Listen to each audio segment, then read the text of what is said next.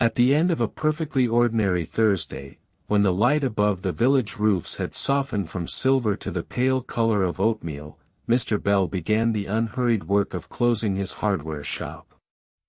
The shop stood halfway along a modest high street, between a baker whose window smelled faintly of flour and a post office with a brass letter slot polished by many careful hands. Its own frontage was painted a green so quiet that people sometimes disagreed about whether it was green at all. Two narrow windows displayed a watering can, 3 brushes, a coil of rope, and a pyramid of small terracotta flower pots. None of these objects had moved since Monday. This was not because they were unwanted. It was simply because a good display in a village hardware shop is expected to look settled, as though the watering can and the brushes have known one another for years and have no wish to rearrange their acquaintance. Mr. Bell turned the little card in the door from open to closed. The card hung on 2 loops of cotton and made a soft wooden tap against the glass. He did not lock the door yet. There remained a sequence to follow, and the lock belonged near the end of it. Closing a shop, like folding a map or making a pot of tea, becomes easier when each action knows which action comes before it. Mr. Bell had kept the shop for 28 years, and the actions were now so well acquainted that they seemed to proceed at their own courteous pace. He began with the basket of umbrellas beside the doorway. There were 4 for sale and one that a customer had forgotten during a shower in April. The forgotten umbrella had a curved handle shaped like a duck's head, although the resemblance became less certain if one looked at it for more than a few seconds.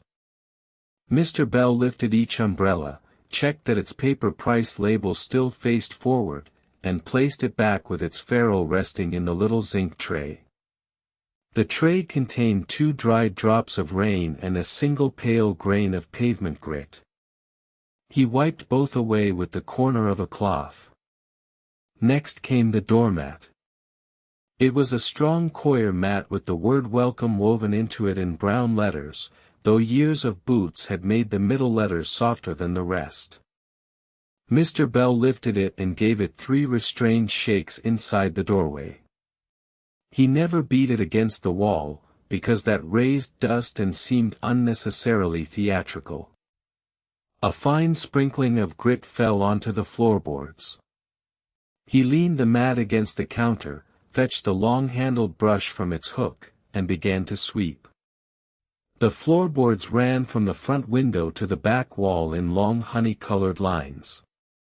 Some were darker where generations of customers had stood to ask for hinges, picture hooks, tap washers, garden twine, and objects whose names they did not know.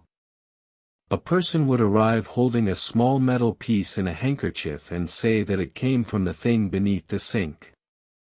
Mr. Bell would look at it, turn it once between finger and thumb, and walk to the correct drawer. The floor remembered these small consultations as smooth patches near the counter. He swept slowly along the first aisle, guiding a faint procession of sawdust, thread, and soil toward the center. The shop sold almost nothing that made much mess, yet a hardware shop gathers crumbs of many materials. There was a curl of wood from a handle, a black speck of rubber from a washer, a silver shaving that might have come from a key, and a short green fiber from a length of garden cord. Mr. Bell noticed each one without attempting to give it a story. It was enough that the fragments had reached the floor and were now being collected. The brush itself had a beechwood head darkened at the edges by use. Mr. Bell had stocked the same model for 17 years. Its bristles were set in 5 neat rows, and the handle joined the head at a shallow angle that made sweeping under low shelves pleasantly straightforward. He sometimes thought that a well-designed broom asked very little attention and therefore deserved a little. Tonight he ran it beneath the shelf of metal buckets, where it returned with a gray tuft of dust and a round paper sticker marked 12 millimeters. The 12mm stickers belonged to the drawers of washers. There were 24 shallow drawers in that cabinet, each with a brass cup handle and a handwritten label. The smallest washers were scarcely wider than shirt buttons. The largest lay flat in their drawers like thin dark biscuits. Mr. Bell checked the 12mm drawer and found its label secure, so the loose sticker must have come from an old packet. He placed it in the wastepaper tin and continued sweeping.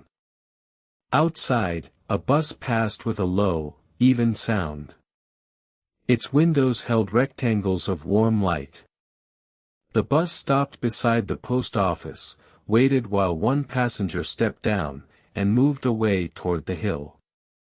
The shop window trembled so slightly that only the chain on the closed card noticed. It swayed once and became still. When the floor was gathered into a small pile, Mr. Bell used a flat metal pan to lift it. The pan had once been bright blue, but its front edge had worn to bare steel. He emptied it into the bin beneath the counter and returned brush and pan to their hooks.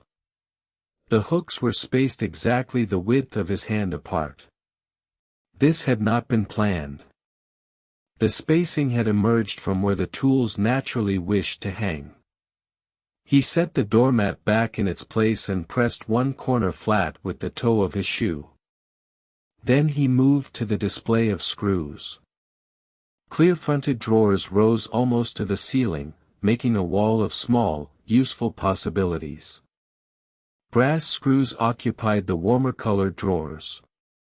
Steel screws made cooler gray rows. Wood screws, machine screws, countersunk screws, roundhead screws, and screws with threads fine enough to seem drawn in pencil each had their allotted place. Mr. Bell's evening task was not to count every screw. That would have turned a quiet closing routine into a census. Instead, he checked the paper slips clipped beneath the drawers. A slip was turned outward when stock ran low. This evening 3 slips showed their blank backs, number 8 brass countersunk screws in 1 inch, zinc-plated cup hooks in 38mm, and small screw eyes used for picture wire. He wrote these on the order pad in a tidy column. The order pad rested beside the till and had a sheet of carbon paper beneath each page. Mr. Bell liked carbon paper. It performed its work without light, batteries, or announcement.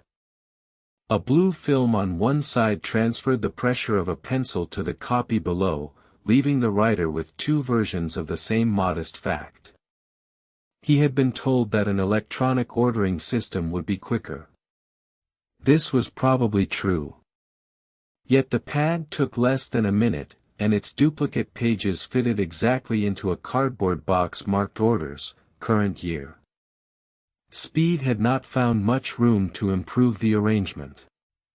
He added 2 packets of medium picture hooks after remembering that Mrs. Lane had bought the last packet that afternoon. Mrs. Lane had needed 1 hook but purchased 20 because that was how the packets came. She had remarked that 19 spare hooks would be useful eventually. Mr. Bell had agreed. Hardware shops were partly built on eventually. From the screw drawers he proceeded to the shelf of hinges. Hinges have a particular way of waiting. Folded shut, they resemble small closed books. Opened flat, they look prepared to explain something. The brass ones were wrapped in thin paper to protect their finish, while the plain steel hinges sat in open boxes. Mr. Bell straightened the samples mounted on a wooden board, but hinge, rising but hinge, flush hinge, piano hinge, and a black T-hinge intended for garden gates. The sample board had been made by his father in a back room that no longer contained a workbench. The labels were written in block capitals with a nib pen. One label leaned a little to the left, and another had acquired a pale ring from a mug placed there during the board's construction. Mr. Bell dusted the top edge with a soft brush. He did not replace the labels. Their slight irregularity had become part of the way the shop explained hinges. There is a satisfying economy in a hinge.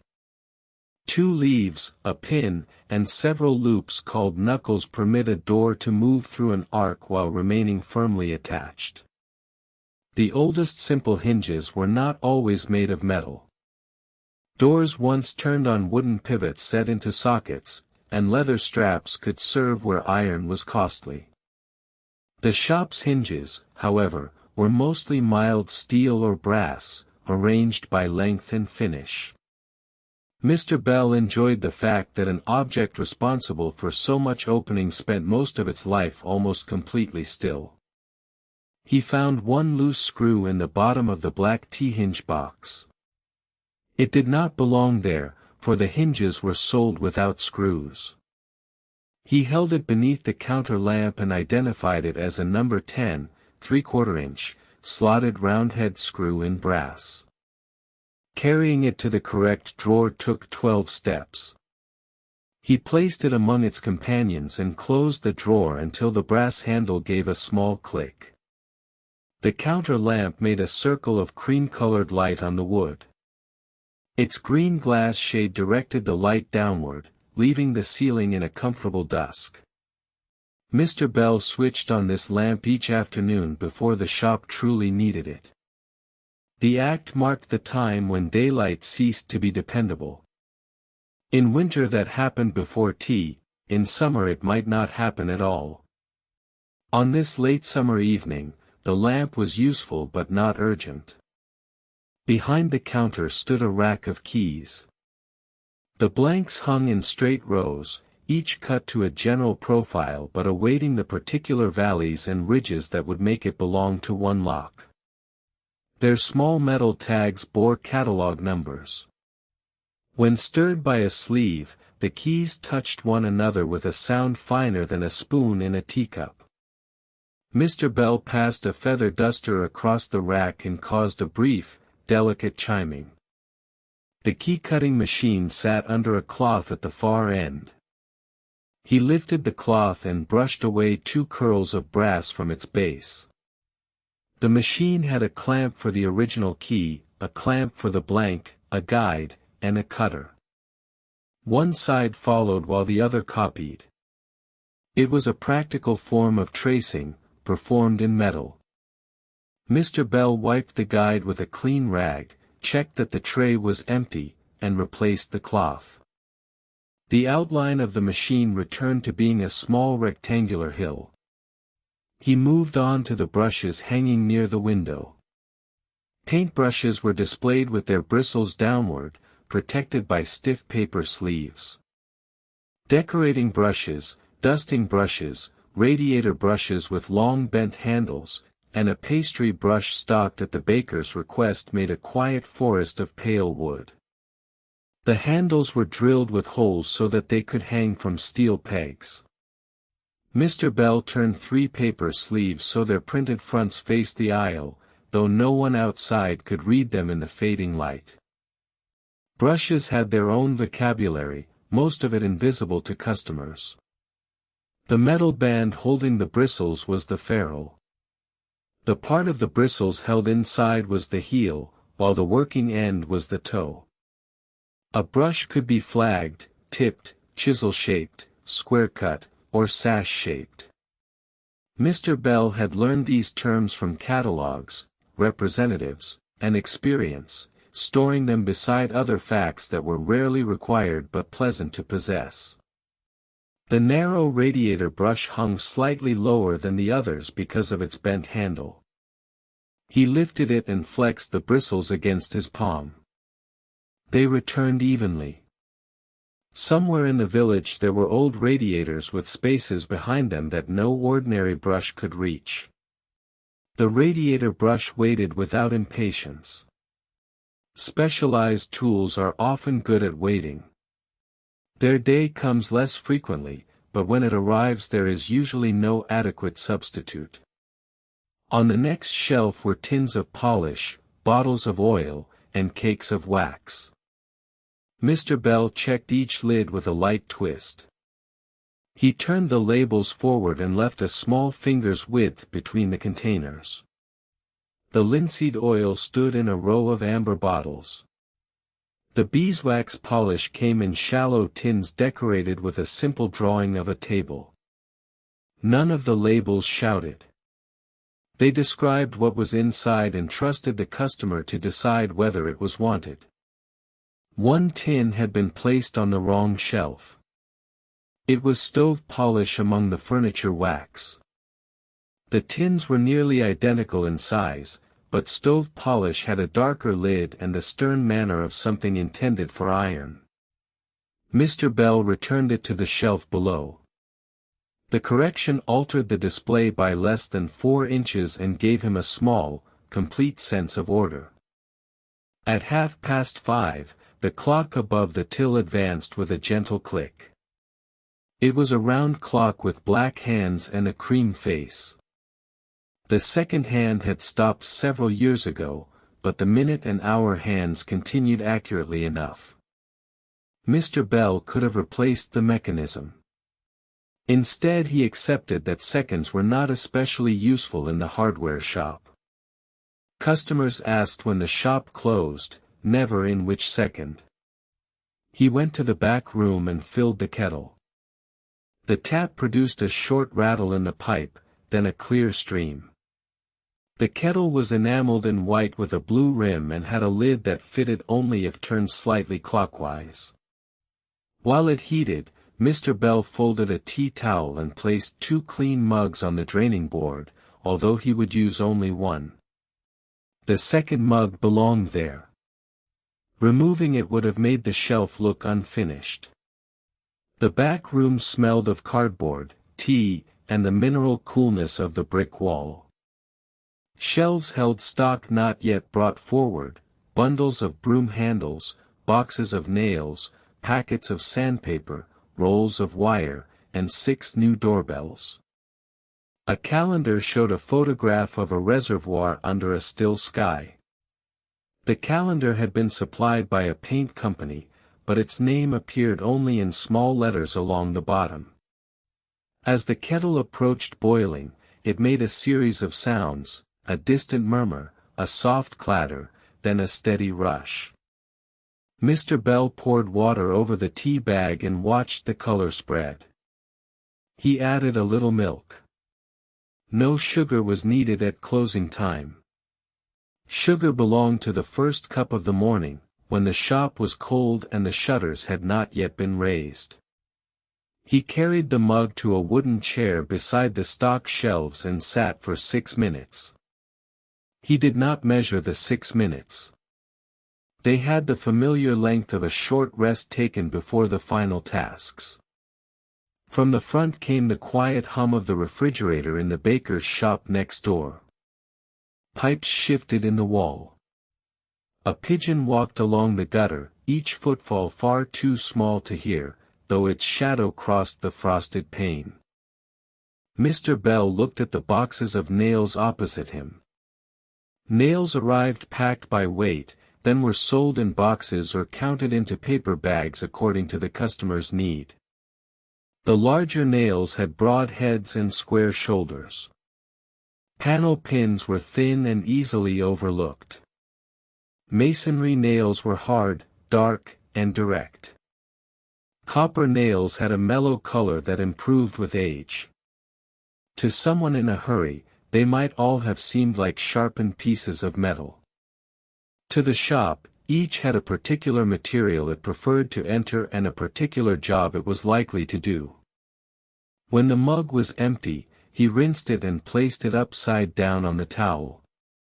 He waited until the kettle cooled before returning it to the shelf, because the shelf covering had once acquired a faint circular mark.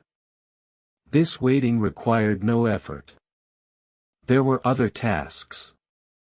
He checked the backroom stock against the 3 items on his order pad. A sealed carton of brass screws meant the drawer could be refilled tomorrow, so he crossed that line out with one neat stroke. There were no extra cup hooks. There were 2 packets of screw eyes behind a box of shelf brackets, which meant only the cup hooks remained to order. A list growing shorter before it is sent has a particularly economical feeling. The boxes of shelf brackets were stacked by length. The smallest brackets fitted shelves intended for ornaments, keys, and light books. The largest could support preserves, tools, or rows of thick dictionaries if attached correctly to a sound wall. Mr. Bell ran a hand along the front edges of the boxes to check that none projected into the narrow passage. One box had moved forward by the width of a thumb. He pressed it back. He then counted the broom handles. There were 14, 6 smooth pine, for ash, and 4 painted metal handles with threaded ends. The count agreed with the stock card.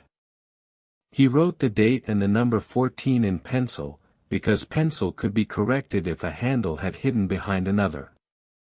No handle had. Still, pencil was the proper choice. At the bottom of the stock shelf stood rolls of chicken wire and garden mesh. They were tied with twine and labeled by height.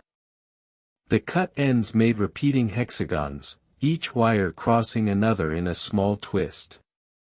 Mr. Bell checked the ties.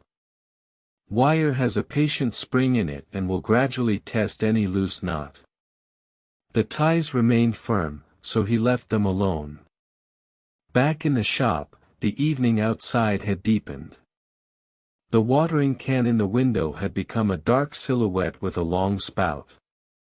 Street lamps came on one by one, laying pale ovals on the pavement. Mr. Bell walked to the window and lowered the blind halfway. He always left the lower half uncovered until he finished, so that anyone passing could see the shop was occupied and not wonder about the moving light. He collected the day's paper receipts from the brass spike beside the till. There were 9. He arranged them by time and compared their totals with the till roll. A bag of nails, a tin of wax, 2 packets of hooks, a replacement handle for a garden fork, a length of chain, 3 light bulbs, a sink plug, a doorstop, and Mrs. Lane's packet of picture hooks accounted for the day. It had been neither busy nor empty. The till contained the correct amount to the penny. Coins went into a canvas bank bag, except for the float kept for mourning. Mr. Bell counted the float twice, notes beneath the tray, pound coins in the first cup, smaller coins descending by value. The copper-colored coins made the softest sound. He closed each spring clip over its compartment. The drawer slid shut with a heavy, reassuring motion. The card machine printed a narrow settlement slip, which curled toward the floor until he caught it. He folded the slip once and placed it with the receipts in an envelope. On the front he wrote Thursday in capitals and the date beneath. The envelope joined 4 others in a locked metal box. Friday's envelope was already waiting, blank and slightly brighter than the rest. Next he examined the window display from the pavement side by standing inside and looking at its reflection. The watering can leaned correctly. The brushes were evenly spaced. One terracotta pot had rotated so that its small drainage hole showed at an angle. He turned it a little. The pyramid consisted of 6 pots, 3 on the bottom, 2 above, and 1 at the top. This arrangement was stable because the rims nested lightly. It had survived buses, deliveries, and the occasional closing of the door by an enthusiastic child. The rope coil was made of sisal and gave the display a dry, grassy scent. Mr. Bell checked the paper band around it. Rope was one of the oldest things in the shop in principle, though not in stock. Long before metal fasteners, twisted fibers had joined, carried, pulled, and measured. Even a modern coil retained the visible logic of its making, small fibers twisted into yarns, yarns into strands, strands into rope. The direction of one twist balanced the direction of the next. A rope was strength assembled from many modest lines. He did not move the coil. He only tucked the end beneath the paper band so it would not wander during the night. At the paint counter, wooden stirring sticks stood in a tin beside paper color cards. The shop no longer mixed paint, but it sold small tins of traditional colors and kept the stirring sticks because customers often forgot to take one. Mr. Bell counted 7. He added more from a box below until there were 12. 12 looked neither sparse nor excessive. The color cards had names that attempted to make paint sound like weather, food, stone, or memory. There was morning mist, old linen, river clay, baked oat, quiet moss, and something called distant harbor. Mr. Bell suspected distant harbor was simply blue-gray. He also understood that blue-gray could become more agreeable when given somewhere to be. He squared the cards against the edge of the counter. He checked the lids of the paint tins by pressing lightly around their rims. A badly seated lid could allow a skin to form. Each lid was secure. The tins stood on absorbent paper, though none had leaked. The paper was changed every month regardless, an act of caution so mild that it hardly deserved the name. Near the rear door, long-handled tools occupied a rack, spades, forks, rakes, hoes, and one edging iron shaped like a half-moon. Their steel heads had been oiled before display. Their handles rose in parallel lines toward the ceiling. Mr. Bell touched each tool near the shoulder to make sure it rested inside the wooden divider. A rake with 14 teeth had settled against a spade. He separated them so that metal would not knock against metal if the floor shifted in the night. The edging iron's half-moon blade carried a faint smear of factory grease. It was designed to make a clean boundary between lawn and path, a small line of order repeated around a garden. Mr. Bell had sold 3 during the spring and none since June. Autumn would bring another brief interest when people tidied their borders. Until then, the iron waited with its curved edge protected by a cardboard sleeve. He turned off the rear aisle light. The long tools became outlines. Then he turned off the light above the paint counter, leaving the green-shaded lamp and the front ceiling light. Closing the shop gradually suited him better than plunging it into darkness all at once. Each unlit area seemed to settle, its objects relieved of the need to be inspected. Before lowering the rest of the blind, he stepped outside with a clean cloth and wiped the brass door handle. The air had cooled. From the bakery came the muted movement of trays being prepared for morning. Across the street, the chemist's sign clicked off. Mr. Bell polished the handle in 2 slow turns, removed a thumbprint from the glass, and checked the little rubber stop that prevented the door from striking the frame. He looked along the high street. Nothing required attention. A bicycle leaned against the railings. The bus stop was empty. In an upstairs window someone drew a curtain. The post office letter slot caught the street light and made a narrow gold rectangle. Mr. Bell went back inside and closed the door gently behind him. Now he lowered the blind to the sill. The shop became an interior place. Its sounds grew clearer, the clock's minute mechanism, the mild electrical hum of the lamp, the settling tick of a radiator that had not been warmed since spring. He tested the door handle from inside.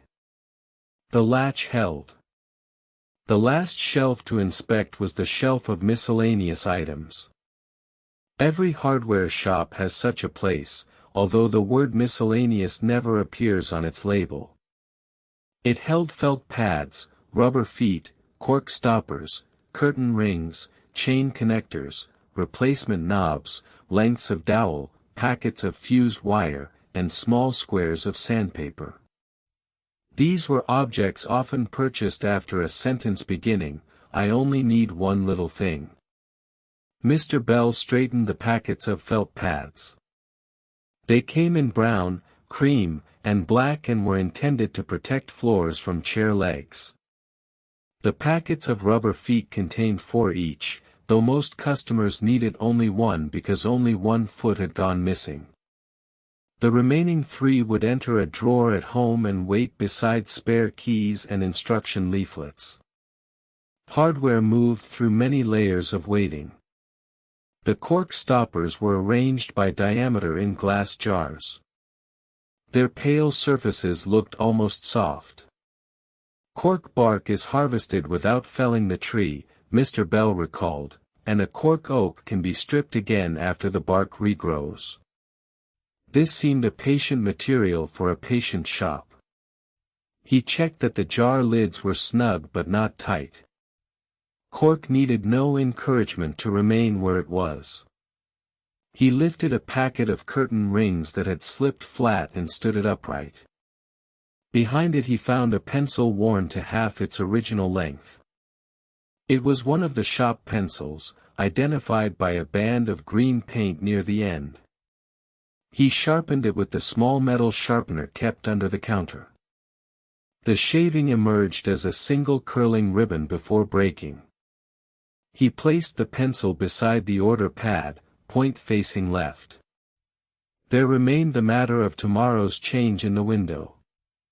On Fridays, Mr. Bell replaced one display object so that regular passers-by had something new to notice. The change was intentionally modest. Last week he had exchanged a galvanized bucket for the watering can. This week he selected a wooden-handled hand fork from the garden shelf. He carried the fork to the window and considered the arrangement. The brushes stood on the left, the pots in the middle, the rope on the right. The hand fork could lie in front of the pots with its 3 tines angled toward the rope. Mr. Bell tried this, stepped back, and decided the fork looked too purposeful. He rotated it until the handle rested parallel to the window frame. This was calmer. The tool no longer appeared to be on its way somewhere. The item it replaced was a packet of plant labels. He returned these to their peg in the garden aisle. The labels were thin strips of pale wood with pointed ends, sold in bundles of 25. Gardeners wrote names on them in pencil and pushed them beside seedlings. For a season each label stood above the soil announcing parsley, beans, or sweet peas. Then rain softened the writing and earth darkened the wood. Mr. Bell liked their temporary certainty. He checked the small notebook kept beneath the window. In it he recorded each Friday change: bucket out, watering can in, plant labels out, hand fork in. The entries prevented him from repeating a display too soon. He wrote the new line and underlined the date with a ruler. The ruler was 30 centimeters long, made of boxwood, and marked on one edge in millimeters and on the other in inches. It had belonged to the shop for longer than Mr. Bell. Its numbers were stamped rather than printed, and a dark stain covered part of the 7-inch mark. He returned it to the drawer containing string, sealing wax, spare labels, and a small screwdriver used only for the till. With the display settled, he closed the order book. Only cup hooks remained on tomorrow's list. He placed the carbon copy in the box and clipped the original to the supplier's envelope. The envelope would be posted in the morning, although he could have telephoned. The supplier accepted both methods and appeared equally capable of sending cup hooks whichever was chosen. He walked once around the counter. The stool was pushed in. The wrapping paper roll was covered. The string dispenser held its end beneath the little brass tab. Scissors lay in their shallow groove. Receipt spike was empty. Till was closed. Card machine rested on its charger. Each object offered the same quiet report, nothing more required. Mr. Bell switched off the counter lamp. For a moment the front ceiling light seemed brighter, revealing the pale squares where price cards hung. Then he switched that off as well. Street light filtered through the blind and made narrow lines at its edges. The shop did not become completely dark. Metal handles, glass jars, and the curve of the watering can retained faint shapes. He took his coat from the peg in the back room. Before putting it on, he returned the cooled kettle to its shelf and turned the tap once to make certain it was closed. He checked the rear door bolt, then checked it again with the flat of his hand. The bolt did not move. The back room light went out. In the darkness of the front shop, he moved by familiarity. 12 steps brought him to the counter, 6 more to the door. His shoes made soft notes on the boards, each one known. He lifted the blind by 2 inches to see the lock, inserted the key, and opened the door. Cool air entered along the floor. Outside, he pulled the door shut until the latch met the strike plate. He turned the key once, felt the bolt settle, and tested the handle. Then he lowered the blind from the outside by its small cord, leaving the green shop front quiet between the baker and the post office. He placed the key in the inner pocket of his coat, where it rested beside a folded handkerchief and a short pencil. The high street sloped gently toward his home. He began to walk, passing the window in which the watering can, brushes, terracotta pots, rope, and newly added hand fork waited through the night. Behind the blind, rows of screws remained separated by size. Hinges lay folded in their boxes. Brushes hung by their handles. Corks filled their jars. 14 broom handles stood in the back room beside wire tied with secure knots. The shop had not been transformed by its closing. It had merely been returned to the patient arrangement from which another ordinary day could begin. Mr. Bell's footsteps grew softer along the pavement. A late bus approached the post office and paused in its pool of light. The closed card gave one small tap against the glass, the hand fork remained parallel to the window frame, and somewhere inside the clock advanced another quiet minute, with no second hand to hurry it along.